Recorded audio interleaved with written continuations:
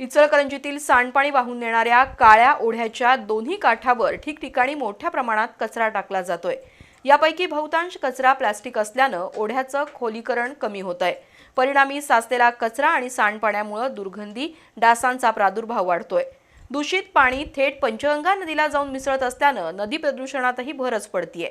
एकूणच ओढ्याचं अस्तित्व धोक्यात आल्यानं महापालिकेनं याकडे गांभीर्यानं लक्ष द्यावं आणि ओढ्याच्या दोन्ही काठावर कचरा साचणार नाही यासाठी उपाययोजना करण्याची मागणी होतीये।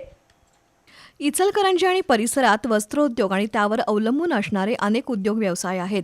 कापडावर प्रक्रिया करणाऱ्या प्रोसेसमध्ये रसायनांचा वापर होत असल्यानं प्रोसेसच्या सांडपाण्यावर प्रक्रियेसाठी स्वतंत्र सीटीपी प्रकल्प उभारण्यात आलाय। मात्र तारदाळ गावापासून इचलकरंजीतील सांडपाणी विविध ठिकाणच्या सारण, गटारी आणि ओढ्याचं पाणी काळ्या ओढ्यातून पंचगंगा नदीत मिसळत आहे। परिणामी नदी प्रदूषणाचा प्रश्न दिवसेंदिवस गंभीर बनतोय। अलीकडच्या काळात तर काळ्या ओढ्याच्या दोन्ही काठांवर ठिकठिकाणी कचरा कोंडाळेच निर्माण झालेत।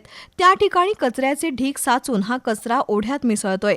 या कचऱ्यापैकी बहुतांश कचरा प्लास्टिकचा असल्यानं त्याचा थर निर्माण होऊन ओढ्याचं खोलीकरण कमी होतंय। आमराई रोडवरील काळ्या ओढ्याच्या पुलाजवळ तर एका बाजूला पूर्ण ओढाच कचरा आणि हिरव्यागार झुडपांनी व्यापलाय। या ठिकाणी ओढ्यात पाणीही दिसत नसलं तरी पुलाखालून मोठ्या प्रमाणात फेसाळलेलं दूषित आणि उग्रवासाचं पाणी बाहेर पडतंय। त्यामुळे हे पाणी येतं कुठून हा संशोधनाचा विषय आहे। प्रशासनानं त्याकडे गांभीर्यानं लक्ष देऊन ओढ्याकाठी कचरा साचू नये यासाठी उपाययोजना करण्याची मागणी होतीये।